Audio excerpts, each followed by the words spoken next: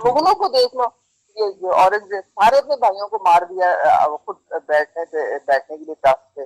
जहांगीर को कैद कर दिया शाहजहां ने, तो नूरजहां तो उनके साथ बैठ के तख्त पे करती थी ना, पीछे बैठ। अब मुझे एक बंदा मिला जो मीडिया का ये तर्जुमान है, कहता है मैं हैरान हो गया, मुझे कुछ एंकर्स ने कहा कि जी हम जब कहते हैं कि उस्मा कादर को भेजिए हमारे प्रोग्राम पे, तो आगे से हमें जवाब ये लोग दे देते हैं कि वो तो अवेलेबल नहीं है। पर कुछ फजूल ये लोग हरकतें करते हैं।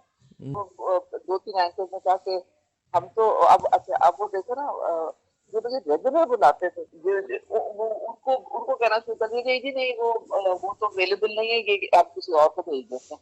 ये गंदगी है यहाँ पे, गंदगी के सिवा कुछ नहीं है यहाँ। देखो ना, मंसूर क्योंकि मुझे जानता है, मैं उसके साथ 5-6 साल से आ रही हूँ। मैं परवाह नहीं करता।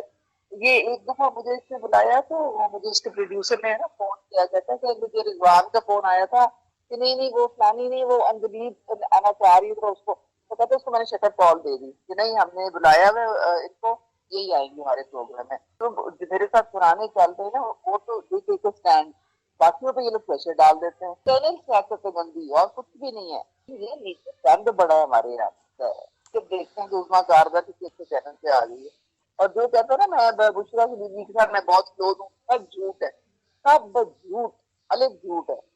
बिल्कुल वहां पे जिसे कहते हैं ना नाक का बंद है सारों का। पुराने जानने वाले हैं ना, वो उनको वो नवाज रही है या उनको आगे ला रही है, कर रही है, वो आई एम श्योर कुछ ना कुछ होता होगा।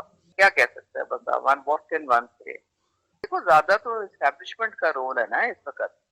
ये पूरा मीडिया ऊपर से जो अलग से लेके ये तक चेंज कर दिया इन्होंने। तो अब ये चीजें जो है ये कम से कम इस वक्त ये तो क्लियर मैसेज है कि इस वक्त एस्टेब्लिशमेंट और गवर्नमेंट जो है ऊपर खान जो है वो इकट्ठे चल रहे हैं।